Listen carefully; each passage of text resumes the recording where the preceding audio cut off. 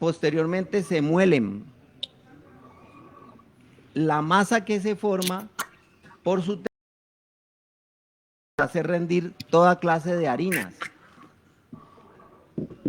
Entonces, por ejemplo, se puede agregar esta masa a la masa de maíz y se pueden hacer unas arepas estupendas, ¿sí? También se puede utilizar para como masa para agregarla a la masa de buñuelos, perfectamente, ¿sí?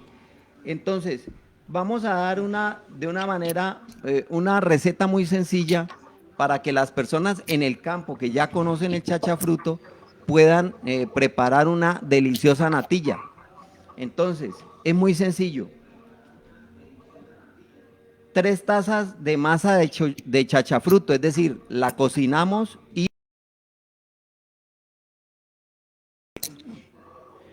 3 botellas de leche, 2 panelas, 1 taza de maicena disuelta en 2 tazas de leche y canela al gusto. Y tenemos una deliciosa natilla. Repito la receta para que tomen nota. Entonces, primero vamos a, Cocinar el a chachafruto. cocinar el chachafruto que nos produzca 3 tazas. Posteriormente, 3 botellas de leche y 2 panelas. Diluimos una taza de maicena, la diluimos en dos de las 3 tazas de leche. Adicionamos, adicionamos la masa de chachafruto, las panelas y la canela al gusto y la ponemos a hervir lentamente y la estamos revolviendo constantemente hasta que vaya espesando y nos dé el punto de la natilla. Entonces, fíjense que de una manera muy sencilla podemos preparar un alimento que es muy nutritivo, porque ya les decía, tiene las cualidades nutricionales del huevo. Es una, realmente es muy interesante todo lo que nos traes hoy en mi huerta familiar, Juan Carlos. Y es un fruto que podemos conseguir en las montañas de nuestro municipio y que realmente nos puede servir para balancear nuestra alimentación y para complementarla también. Por supuesto. ¿Por qué dirán, bueno, pero por qué en charlas compraderas nos hablan de un producto para la nutrición? Bueno, realmente este momento que vivimos de la pandemia y todos los días escuchamos en las noticias que, ejemplo, en Bogotá 4 de 10 familias no pueden comer normalmente sus 3 comidas. Tienen que sacrificar una comida al día. Entonces, ante esa dificultad, tenemos la obligación de recurrir a alimentos promisorios y alternativos como el chachafruto, que es una proteína de gran valor nutricional y a la cual podemos acceder en las montañas de nuestros municipios, sobre todo en la zona cafetera. Entonces, dejo ahí el tema. Esperamos tener un nuevo tema precisamente con otro producto promisorio para la próxima sección en Charlas con Pradera y abrimos el espacio, John. Muchas gracias, Juan Carlos. ¿Qué te parece si tocamos un poco el tema muy brevemente para darle paso pues a nuestro invitado? Nuevamente en nuestro país toma fuerza en cada parte de nuestro territorio nacional la revocatoria. Y nuestro municipio pues no es ajeno a eso. Juan Carlos, ¿te parece bien si hablamos un poco acerca de eso? Algo muy breve como para ilustrarle a nuestros oyentes qué es lo que pasa con la revocatoria. Claro que sí, me parece un tema adecuado porque ha tomado relevancia en los últimos días y especialmente a nivel local. Hay un grupo de personas que están liderando la petición de la revocatoria en el caso local de Pradera del mandato del alcalde, el señor Justino Sinisterra. Entonces, precisamente me parece de una manera muy precisa que abordemos este tema, John. Así es, Juanca, pues realmente ha pasado poco de lo que hace que los mandatarios locales y departamentales tomaron posesión de su puesto. Y indudablemente, según la ley 131 del 94, los alcaldes que no cumplan con su programa de gobierno al que todos los ciudadanos pueden acudir para que sepan exactamente qué es lo que debe hacer el alcalde que fue elegido, pueden ir a la registraduría y solicitar ese programa de gobierno. Pues hombre, ha pasado relativamente poco y los mandatarios locales no han tenido la posibilidad de desarrollar su programa de gobierno, pues en parte por la pandemia y en parte por otros argumentos que realmente muchas personas pueden conocer y que realmente no va a pasar nada. De antemano sabemos que el programa de gobierno no se va a cumplir debido a unos compromisos adquiridos de parte de los mandatarios locales con sus caciques y con las personas que hicieron que llegaran hasta ese puesto público, ya sea alcalde, gobernadores o concejales. Realmente la revocatoria acaba en cuanto a alcalde y gobernadores y realmente ellos no van a tener la posibilidad de cumplir con su programa de gobierno por todos esos compromisos que tienen.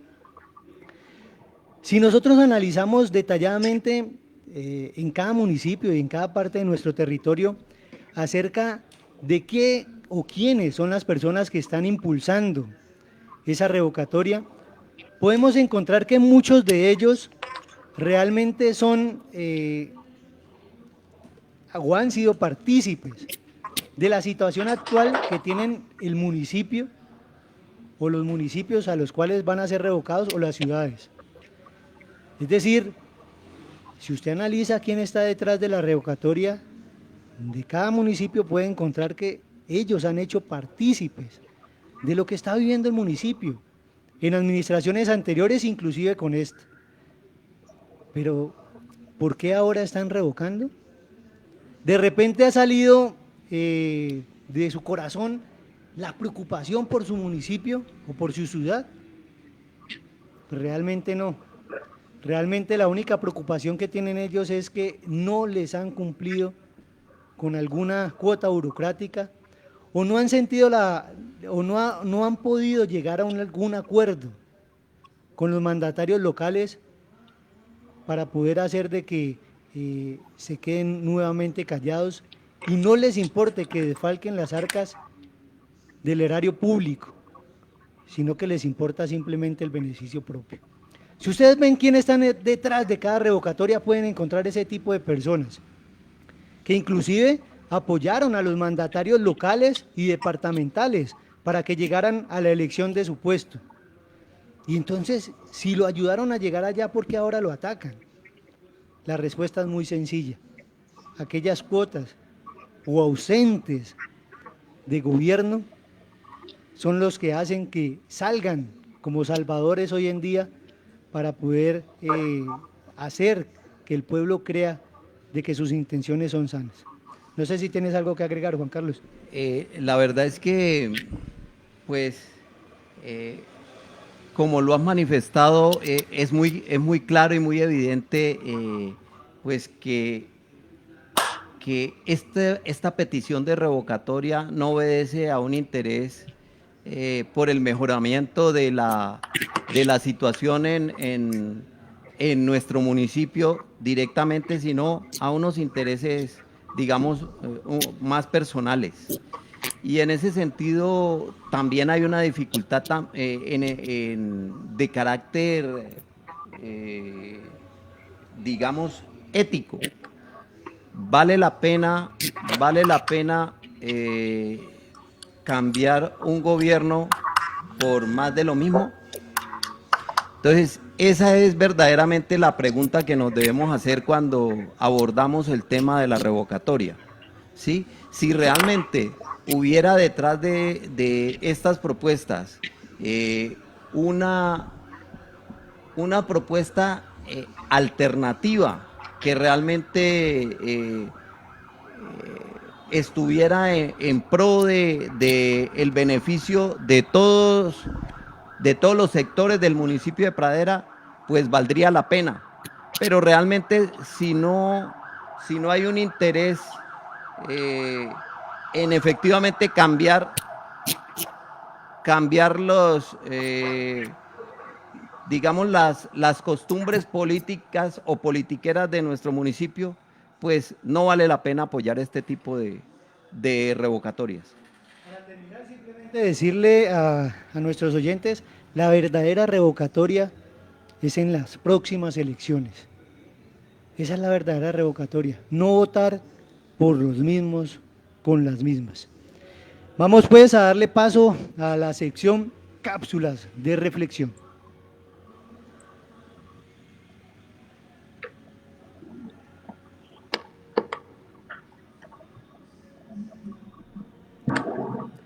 Bueno, sí, seguimos en este programa Charlas con Pradera. Recuerden que en cápsulas de reflexión tenemos un invitado muy especial, que es el señor Felipe Tascón, es un experto. Es una persona que ha estudiado mucho todo lo relacionado con los cultivos ilícitos y la sustitución de las drogas en nuestro país. Así que queremos darle la bienvenida a Felipe Tascón a este programa Charlas con Pradera. Buenas noches, mil gracias por invitarnos. Me parece muy interesante y muy grato que en un municipio como Pradera haya un programa de opinión para generar ideas. Eso es algo muy valioso. Muchas gracias, Felipe. Realmente... Yo quisiera, disculpa John, para que empecemos a entrar en materia con el saludo, por supuesto, a nuestro invitado especial, el señor Felipe Tascón, con una pregunta puntual para que empecemos a entrar en materia. Y es precisamente en qué consiste esto de los famosos cultivos ilícitos. ¿Por qué aparece el concepto de erradicación de los cultivos ilícitos?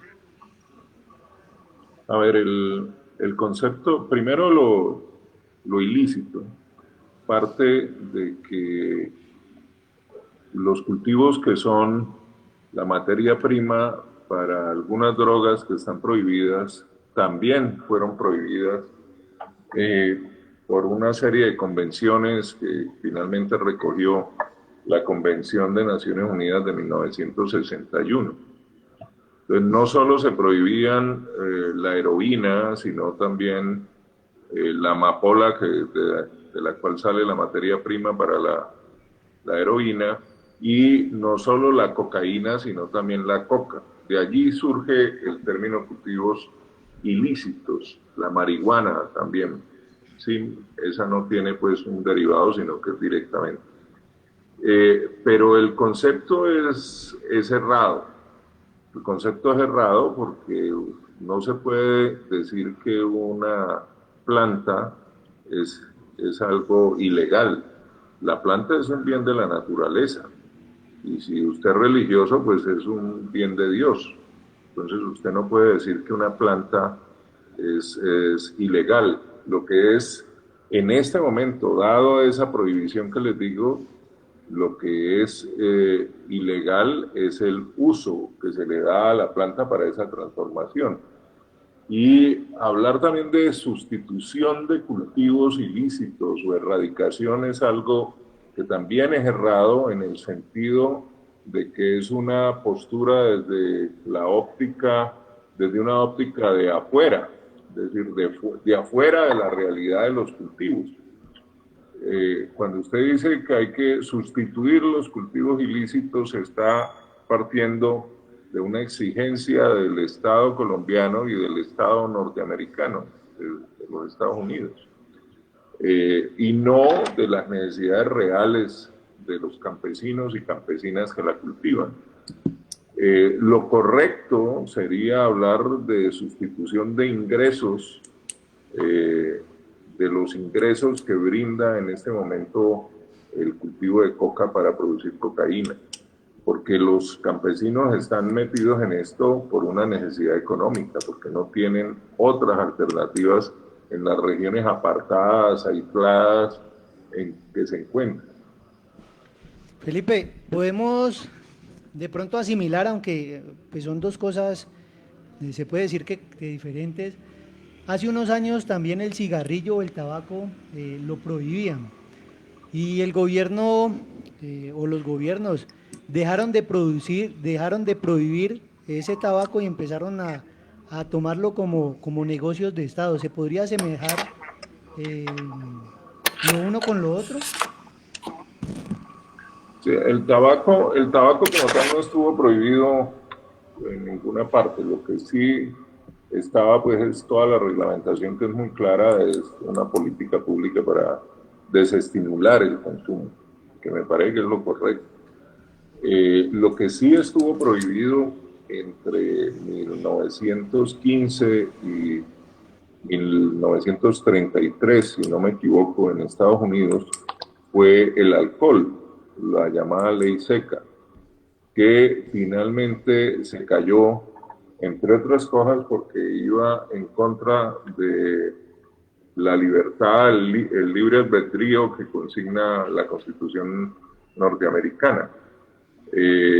En paralelo, con una ley diferente, que se emitió unos pocos meses antes que la ley seca, la ley contra el alcohol, apareció la primera ley contra las drogas, que en la práctica tenía ese mismo problema, se camufló como una norma fiscal, es decir, como una persecución a las importaciones, pero que esa sí la mantuvieron, después lo lograron volverla una norma mundial y que generó lo que hoy conocemos como la guerra contra las drogas. Bueno, Felipe, ¿y por qué los campesinos pues insisten en sembrar la coca y se oponen a cualquier tipo de erradicación por parte del gobierno? A ver, ese es el imaginario, la cuestión que alega el gobierno precisamente para decir que tienen que hacer la erradicación forzada. En Colombia existe un episodio muy concreto, y es que después de la firma del acuerdo de paz con las FARC en el año 2016, hubo casi 100.000 familias que firmaron la sustitución voluntaria, pero era precisamente en el sentido de que sustituían voluntariamente en la medida que el gobierno, en contraprestación, se comprometía a desarrollar proyectos alternativos para sus ingresos. El problema central es que eso fracasó, es que eso fue fundamentalmente birlado por el gobierno desde muy temprano. Inicialmente hay un cambio sustancial entre el acuerdo que se firmó en Cartagena y el que se firmó en el Teatro Colón. En el del Cartagena había una tolerancia con que los proyectos de desarrollo alternativo podían coexistir y iban creciendo, mientras gradualmente iban levantándose las matas de coca.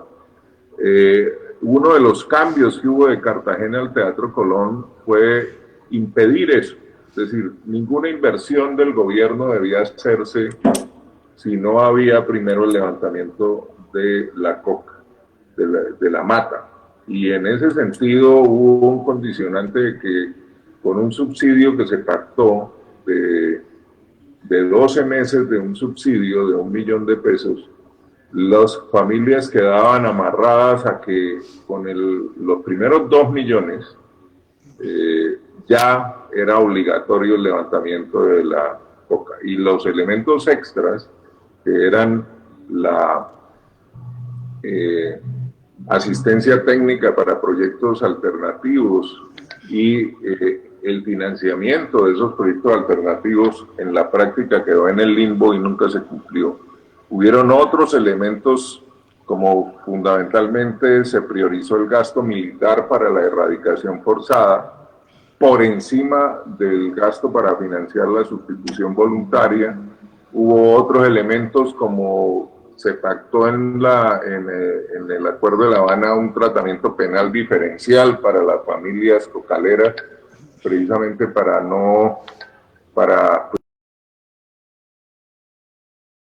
cantidad de raspachines y cultivadores que están en la cárcel, y en la norma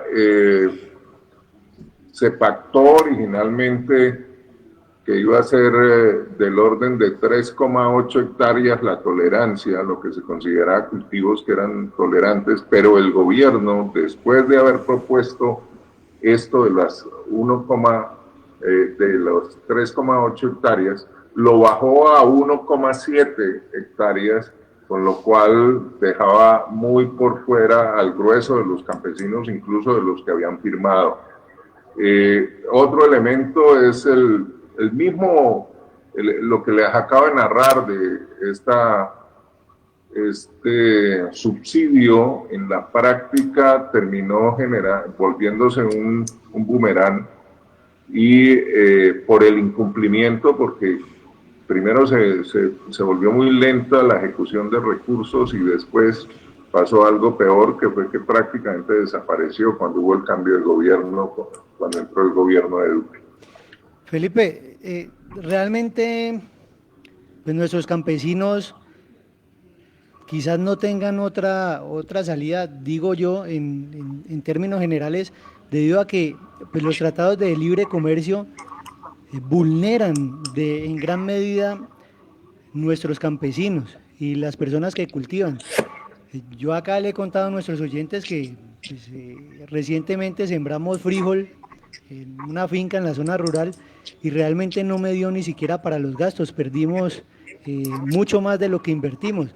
Y esa es la realidad que viven miles de campesinos de nuestro país, donde no hay un precio tope que les garantice realmente una subsistencia para llevarle a sus seres queridos.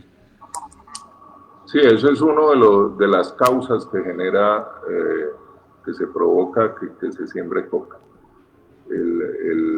Una competencia desleal, porque es que ponen a campesinos colombianos sin apoyos a competir con campesinos subsidiados en Estados Unidos o en Europa o en el Japón.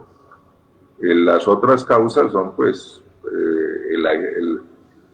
se concentra la coca en zonas aisladas, en zonas que no tienen carreteras, que no tienen, pues donde la población a duras penas sobrevive con una capa vegetal mínima, y fundamentalmente es resultado de la expulsión de campesinos desde los valles fértiles interandinos, que no es solo que sean fértiles como el Valle del Cauca o el Valle del Magdalena, sino que están interconectados, es decir, que tienen carreteras. Entonces, un campesino en Puerto Limón, Putumayo, a orillas del río Caquetá, sacar un producto, supongamos que se le da bien el tomate, sacarlo de allá es una odisea por las pésimas carreteras que tienen. Esos elementos son los que obligaron de alguna manera y que explican que la coca en la práctica tiene una causa económica.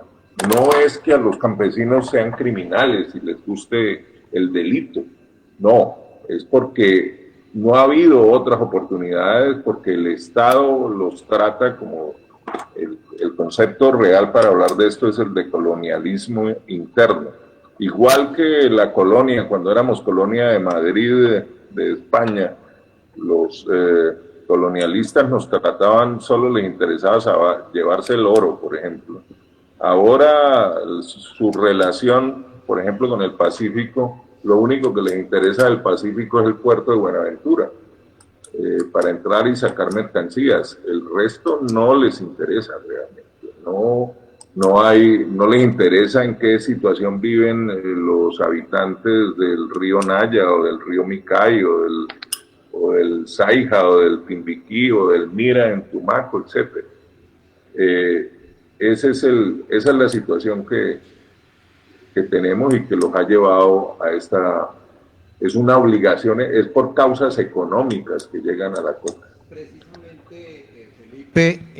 Precisamente Felipe, en torno a esa situación que nos acabas de comentar, va mi pregunta, y es, ¿por qué el cultivo de coca sostiene la economía de los campesinos precisamente en las zonas más inaccesibles de nuestro país?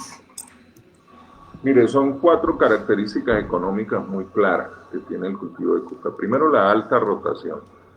En el cultivo de coca, el más malo, el que tiene las condiciones peores, obtiene 4 cosechas al año. Esto quiere decir que tiene ingresos regulares cada 3 meses.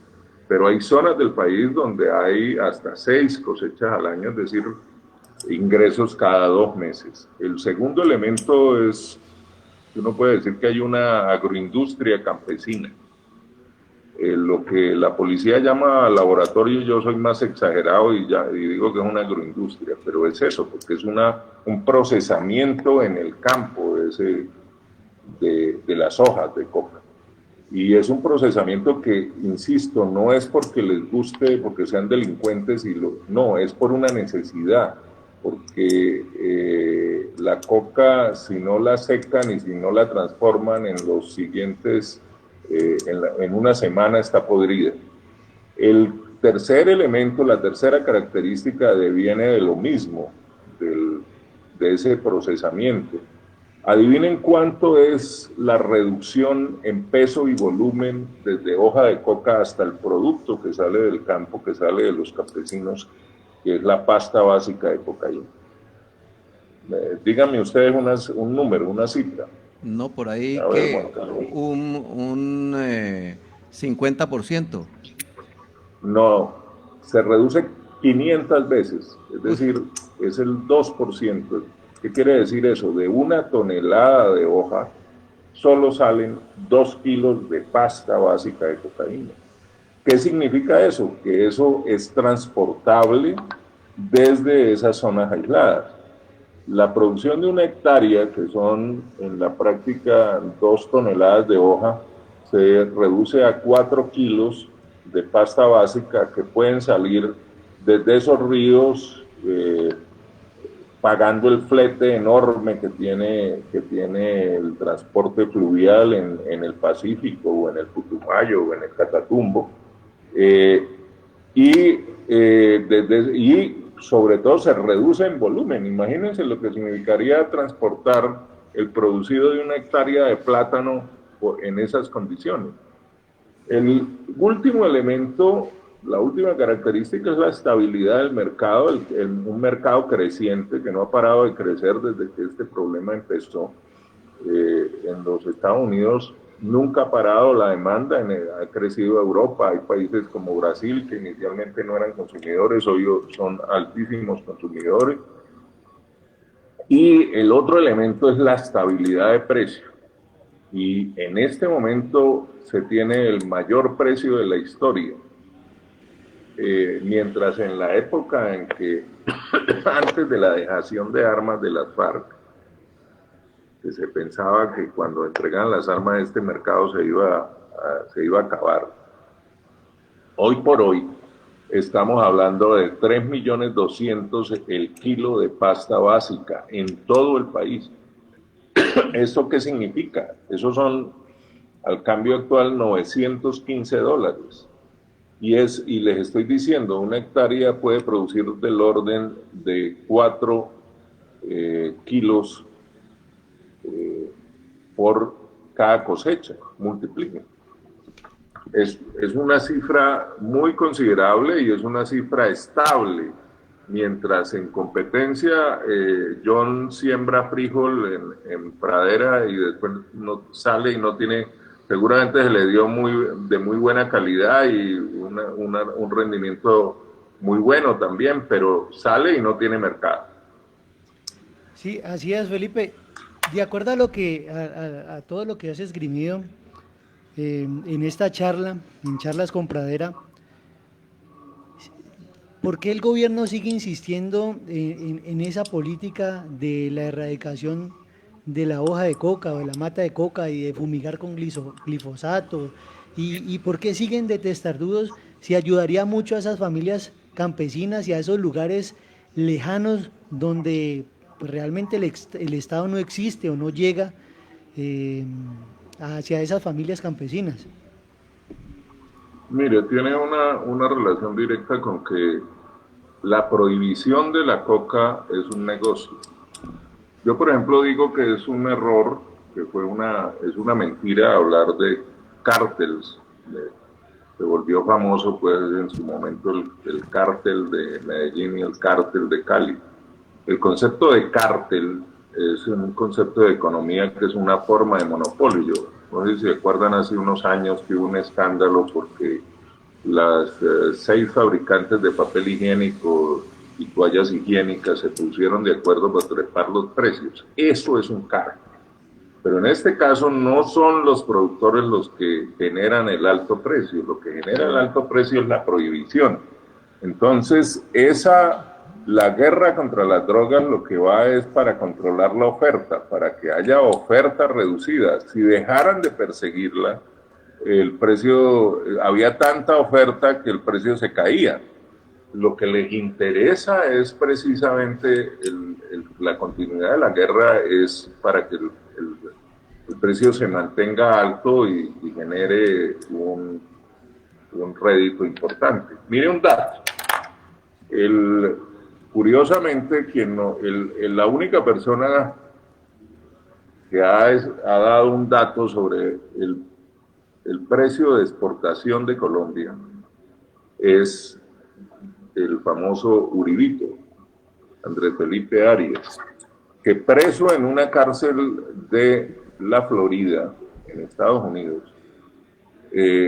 llegó y hizo un cálculo que dice que en promedio la exportación de 1 kilo de cocaína, ya no de pasta, sino de cocaína pura, que es una reducción de un 80%, es el 80% de lo que es 1 kilo, es decir, de 1 kilo salen 800 gramos. El kilo de clorhidrato de cocaína se exporta desde Colombia en $13,200. Sí, y el dato de la Casa Blanca del gobierno de Estados Unidos es que Colombia en el año 2019 exportó 950 toneladas de cocaína. Multipliquen. No me acuerdo, pero la cifra es una cifra impresionante. Espérense, la busco o hacemos el cálculo, pero es impresionante en el sentido de lo que eso significa para la economía del país. Es impresionante. ¿Cómo se va? No les interesa que ese negocio se acabe porque en la práctica es una renta que soporta la macroeconomía del país. El glifosato es un fracaso absoluto. Lo único que ha generado el glifosato es la migración de los cultivos. Cuando en inicios del milenio, entre el 2002 y el 2003, se fumigó intensamente la Amazonía y la Orinoquía, es decir, fundamentalmente la fumigación estuvo concentrada en Putumayo, Caquetá, Guaviare. ¿Qué pasó? Esos campesinos y sus matas migraron al Pacífico. Usted ve las estadísticas y nuestro Pacífico no tenía matas de coca en el año 2000. Hoy concentra la mitad de las siembras de coca del mundo. El dato de la multiplicación que les estaba dando es 12.540 millones de dólares anuales le entran a Colombia por cocaína, según ese dato. Multipliquen lo mismo, esas 950 toneladas en el caso norteamericano, donde a 1 kilo como mínimo le sacan $70,000. Es una cifra que ya ni me cabe pues en la cabeza. Es que uno no se puede imaginar un montón de ceros, un número y un montón de ceros. Entonces, eso es lo que explica que no les interese y que prolonguen algo que es un fracaso. La guerra contra las drogas es una guerra diseñada para fracasar, porque el objetivo real es otro. es este que les acabo de decir, económico, y es una herramienta impresionante para meterse en los asuntos ajenos y en Estados Unidos concretamente también sojuzgar a las minorías étnicas. Indudablemente, Felipe, de acuerdo a lo que dices, realmente es un negocio muy lucrativo, pero es un negocio lucrativo para unas personas donde realmente los que en última son juzgados son nuestros campesinos y nuestros indígenas. ¿Desde qué perspectivas podemos afrontar este problema en Colombia para darle unas soluciones que permitan que esas familias campesinas puedan subsistir de esa hoja de coca? Bien, primero que todo hay que tener claro que la derogación o abolición de la prohibición de las drogas no está a la vuelta de la esquina, pero no está tan lejos. Fíjense el caso de la marihuana. En el caso de la marihuana, hace 12 años fue el primer estado de los Estados Unidos, California, se legalizó el uso medicinal de la marihuana. En 12 años, hoy hay cerca de 35 de los 50 estados de Estados Unidos donde es legal o el uso medicinal o lo que se llama el uso recreativo o el uso adulto. Pues resulta que en noviembre pasado, el mismo día que fue elegido el presidente Biden y el vicepresidente Harris, en el estado de Oregon hubo un plebiscito donde se aprobó el uso, donde quedó legalizado el uso de la cocaína y de otro tipo de drogas, por ejemplo, todos los derivados de hongos alucinógenos. Estamos hablando de que yo calculo que la proyección puede ser similar, puede ser en cuestión de 10, 12 años que estemos en una situación de legalización o de derogación de la prohibición, que es la manera más exacta de llamarlo, para la cocaína. Eso nos obliga a que nosotros estemos claros de que hay que hacer unos cambios radicales en términos de la política. ¿Por qué seguimos dando esta guerra si en Estados Unidos ya empezó a legalizarse? ¿Por qué seguimos dando esta guerra que en la práctica nos genera, los afectados son fundamentalmente los campesinos, las campesinas, en general la población rural de las zonas más apartadas de Colombia? Hay que prever que hay que hacer unos cambios y esos cambios pueden ser con una cocaína legal que se produciría, evidentemente las 200.000 hectáreas que hay en este momento en Colombia no se quedarían todas porque entraría en competencia a otros países, etcétera. Pero de esas que se queden las que de verdad tienen una productividad y tienen un esfuerzo en las zonas más aisladas del país. Y lo otro es desarrollar proyectos alternativos, bien sea el uso medicinal de la hoja de coca o productos alternativos que existen. Yo trabajé con las Naciones Unidas y el gobierno en el último año del presidente Santos y hicimos unos estudios, identificamos un grupo interesante de productos que si imitan a la coca, si imitan el proceso de la coca, pueden ser competitivos respecto a la cocaína. ¿De qué estoy hablando? Cuando digo imitar a la coca, es que habría que buscar una alta rotación, las características económicas que les nombré hace un rato, es decir, lograr productos con alta rotación que se procesen en el campo, que en ese proceso haya una merma importante de peso y volumen y que tengan mercado y precio asegurado. Y existe. No se puede decir que las 200.000 hectáreas se podrían sustituir o las 130.000 que calculo que darían si se legaliza la cocaína.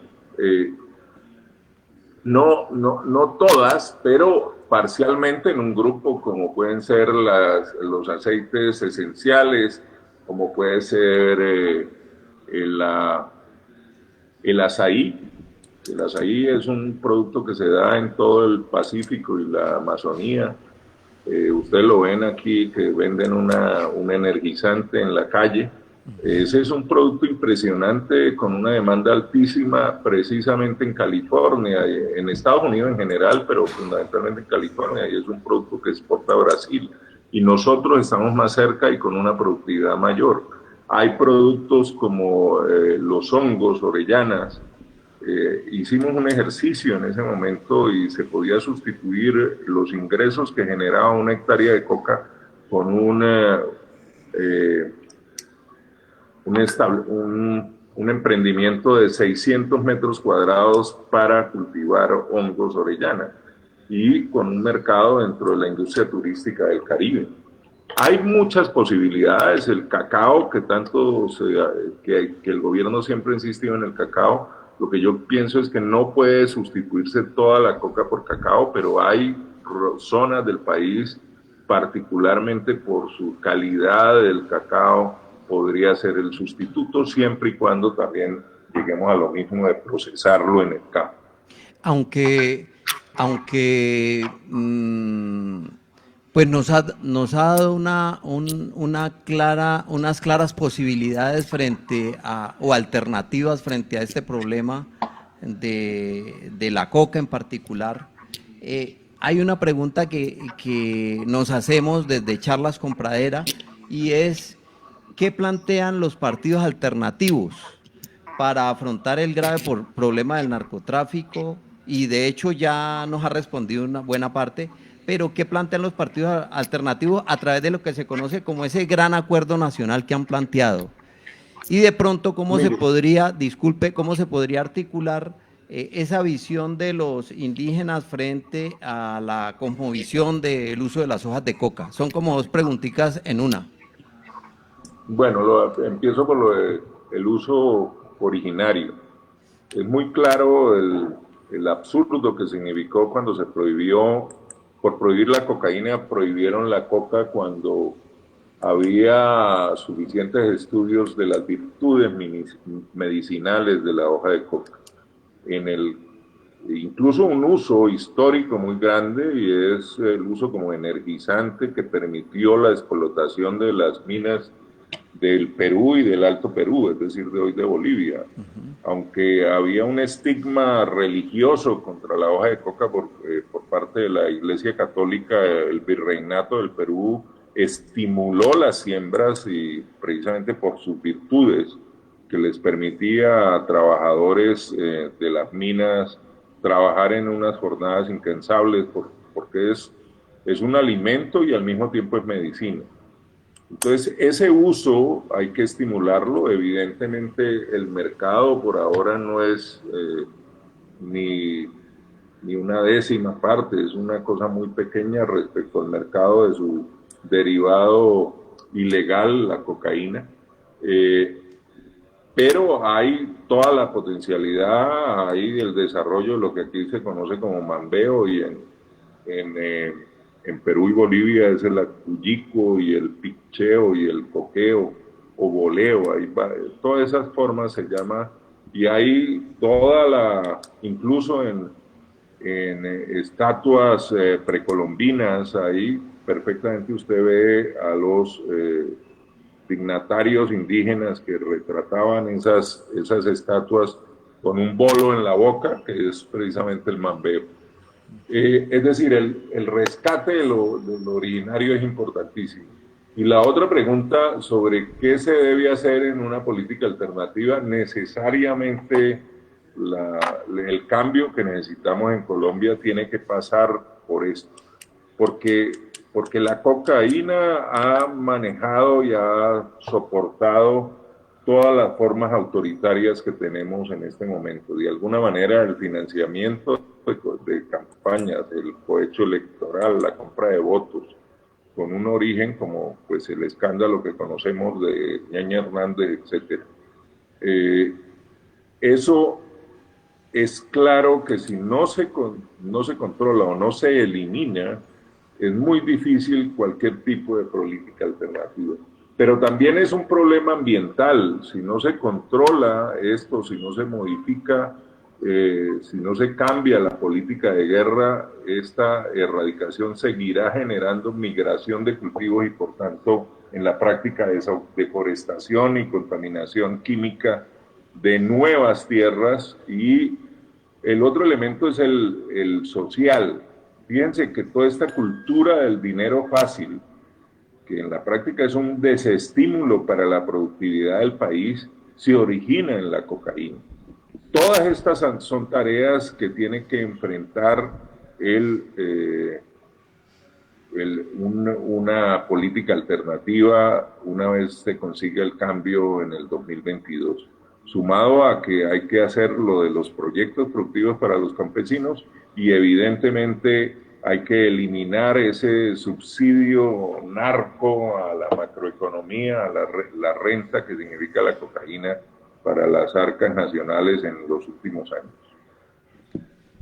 Felipe, tú has hablado hace un rato, pues muy explícitamente, acerca de los derivados de algunos cultivos que tengamos en nuestro país, pues el derivado de la coca, el derivado del cacao. ¿Cómo crees que nuestros campesinos se pueden organizar para que aprovechen precisamente esos derivados y enfrenten? Todos sabemos que cuando empiezan a hacer exportaciones en algunos países, de acuerdo a algunas restricciones que toman con registros sanitarios y demás, empiezan a imposibilitar esa exportación de esos productos. ¿Cómo crees que los campesinos se puedan organizar para que eso no les pase? Mire, en el imaginario urbano, uno siempre desecha y dice que el campesino no tiene la capacidad.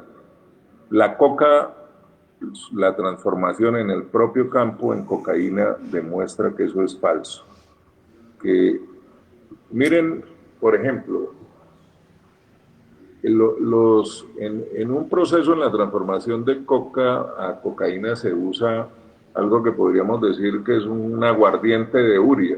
Destilan un agua con urea, pero hacen un alambique y lo procesan. Y eso se hace en medio de la selva o o al lado de un río en el litoral pacífico o en el Catatumbo o en el Putumayo o en el Caquetá. En los sitios más recónditos ellos han logrado montar una industria de transformación porque las condiciones les obligan a hacer eso. Porque si no lo transforman, como les digo, no lo pueden transportar por los volúmenes tan altos que hay. Entonces, igual lo pueden hacer con el cacao o lo pueden hacer con los aceites esenciales de plantas medicinales, como les nombraba hace un rato, o muchos elementos. Es decir, nosotros tenemos una deformación de alguna manera de que la industria solo se puede hacer en las grandes ciudades. Y eso es resultado de un país que no tenía electricidad sino en las grandes ciudades y en algunos municipios. Hoy por hoy, electrificación puede haber en cualquier punto del planeta con las energías alternativas. Y eso se puede hacer, y esa experiencia, esa vocación emprendedora, si usted se aísla de que eso es ilegal, hay que reconocer que los campesinos que están dedicados, las familias campesinas y todo su entorno rural que están dedicados a la transformación de coca para cocaína, son los mayores emprendedores entre los pequeños campesinos de este país. Felipe, no sé, ya para terminar, si quieres dejarle alguna reflexión a todas las personas que han sacado un espacio en esta noche para acompañarnos en Charlas con Pradera. Mire, el elemento fundamental que creo es que a la gente siempre le da miedo y concibe que la prohibición de las drogas es por algo, ¿no? Es por el daño. Yo les cuento una historia. La primera ley de prohibición que les conté, que fue en diciembre de 1914, que se llama la Ley Harrison de Estados Unidos, no tuvo ningún sustento científico, ni el más mínimo. No había ningún estudio sobre el daño que podía generar las drogas que en ese momento se estaban prohibiendo. era un estigma puramente moral, era una cuestión de decir que degenerados los chinos porque fuman opio, degenerados los negros porque consumen cocaína, cuando era absolutamente, tuvo un origen racista. Solo aparecen los estudios sobre el daño 10 años después. Y esto es, en la práctica, hasta qué punto el daño no es también consecuencia de la prohibición. Porque cuando la droga es prohibida, es que empiezan a hacerle lo que en el lenguaje coloquial colombiano se llama partir la droga, es decir, revolverla con porquería, con cualquier cosa. Mira, para poder optimizar, ganar más plata, le revuelven cualquier porquería y perfectamente de 1 kilo de clorhidrato de cocaína puro pueden sacar 2 kilos o 1,5 kilos y con los precios pues ganar más plata. Es esa deformación en buena medida la que genera el daño. Si la droga fuera legal, si se eliminara la prohibición, el Estado podría no solo regular el mercado, sino también regular el apoyo sanitario para los consumidores, como existe en países como Holanda, como Suiza, y ahora con la marihuana en países como Uruguay y como México y, como les dije, en 35 estados de Estados Unidos. Es mucho mejor invertir los recursos que ahora se dedican a la guerra, que es un fracaso, a prevención y a formación, explicación de los peligros que tiene esa droga, como es el caso de lo que ustedes empezaron con una de las preguntas iniciales del tabaco. Es preferible decir los daños que tiene el tabaco, y eso ha tenido más efecto en términos de reducción del consumo que prohibirlo. Bueno, la verdad es que ha sido muy elocuente y muy ilustrativa el diálogo que hemos podido tener. Yo sencillamente quiero agradecer precisamente, Felipe, la posibilidad de acompañarnos precisamente en este programa Charlas con Pradera, que esperamos haya sido del agrado de toda nuestra audiencia. Reiteramos el agradecimiento y, por supuesto, dejo en cabeza de mi compañero John para que se dirija a la audiencia. Así es, muchas gracias a Felipe Tascón por acompañarnos en este programa Charlas con Pradera. Realmente fue muy enriquecedor compartir este momento contigo, Felipe, y esperamos que nuestros oyentes lo tomen de esa forma. Es un programa hecho realmente con mucho cariño y esperamos generar opinión, porque eso es la intención de Charlas con Pradera. Felipe, muchas gracias. Gracias a ustedes, y les encargo la grabación porque me encantaría.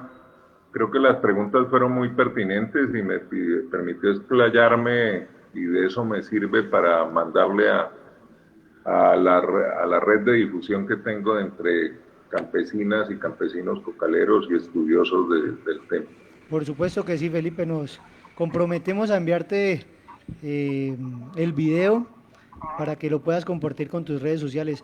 A ustedes, queridos oyentes, muchas gracias por acompañarnos en Charlas con Pradera. Ha sido un gusto compartir con ustedes y esperamos encontrarnos la próxima semana en Charlas con Pradera. Un abrazo, muchas gracias. Hasta luego. Hasta luego, Felipe, muchas gracias.